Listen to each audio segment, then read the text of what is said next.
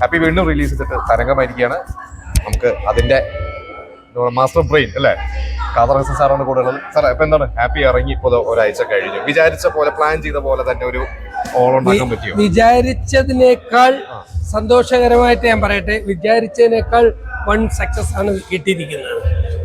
നമ്മളും വിചാരിച്ചിട്ടില്ല ഇത്രത്തോളം ഒരു വേവ്സ് ക്രിയേറ്റ് ആവുമെന്നും. പുതിയ ഇന്നത്തെ ജനറേഷൻ അന്ന് ആ സിനിമ റിലീസ് ചെയ്തപ്പോൾ ചെറിയ കുട്ടികളോ അല്ലെങ്കിൽ ജനിക്കാത്തവരൊക്കെയാണ് ഇന്നിപ്പോ തിയേറ്ററിൽ കയറിയിരിക്കുന്നത്. നമ്മൾ കാണുന്നുണ്ട് ഓരോ ഓൾ കേരള കുറെ റീൽസ് ഒക്കെ നമ്മൾ ഡാൻസ് ചെയ്യുന്നൊക്കെ. ഇതൊക്കെ എക്സ്പെക്ട് ചെയ്തിരുന്നു. ഞാൻ ഈ ഒരു മാർക്കറ്റിംഗിന്റെ ഒരു ഭാഗമാണോ അതോ എന്താ തോന്നുന്നത്? അല്ല, എന്തിനും ഒരു തുടക്കം ഇടണമല്ലോ.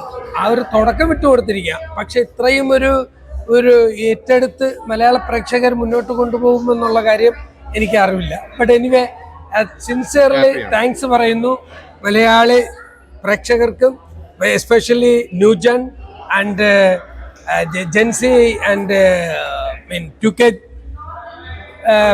പ്രേക്ഷകർക്കും ആൻഡ് അല്ലു അർജുന്റെ ഫാൻസുകാർക്കും താങ്ക്സ് പറയുന്നു. പണ്ട് അന്ന് ഈ ആര്യം ആപ്പിയൊക്കെ ഇറങ്ങിയ സമയത്ത് അല്ലുവിനെ ആർക്കും അറിയില്ല. ഇന്ന് അല്ലു വലിയൊരു പാൻ ഇന്ത്യൻ സ്റ്റാർ ആണ്. അപ്പൊ ഇന്നത്തെ ജനറേഷൻ പണ്ടിറങ്ങിയ ആ ജനറേഷൻ പോലെയല്ല അല്ലൂന്ന് കാണുന്നത്. അപ്പൊ ഇത് രണ്ടും തമ്മിലുള്ള ഡിഫറൻസ് ഫീൽ ചെയ്തിട്ടുണ്ട്. രണ്ട് ടൈപ്പ് ജനറേഷനിലെ ഫാൻസും തമ്മിലുള്ള ഒരു ഡിഫറൻസ്. അല്ല, അതിലൊരു കഥ എന്താണ്, ഇന്ന് അവർക്ക് പുഷ്പയൊക്കെയാണ് അവരുടെ മുമ്പിലുള്ളത്.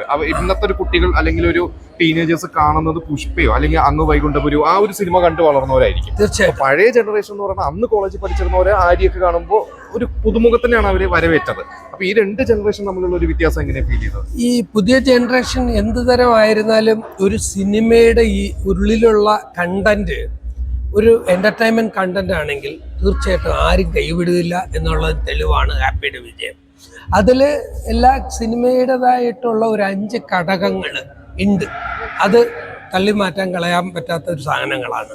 നല്ല സോങ്സ്, നല്ല വിഷ്വൽ സീൻസ്, നല്ല ഫൈറ്റ്സ്, നല്ല തരത്തിലുള്ള മറ്റു ഘടകങ്ങളെല്ലാം ചേരുമ്പോഴാണ് ഒരു സിനിമയാവുന്നത്. അത് ഹാപ്പിയിലുണ്ട്. അതുകൊണ്ട് യൂത്ത് ജനറേഷൻ ഏറ്റെടുക്കും. ഇനി തുടർന്നും ഏതായിരിക്കും ഞാൻ അടുത്തത് പ്ലാൻ ചെയ്ത് വെച്ചിട്ടുണ്ട്? ഹാപ്പി ഡേയ്സ് ആണ് മനസ്സിൽ കണ്ടിരിക്കുന്നത്. ചിലപ്പം ആര്യാവാം. എന്തായാലും ഉണ്ടാവും. ഇതൊരു ധൈര്യം തന്നു അല്ലേ?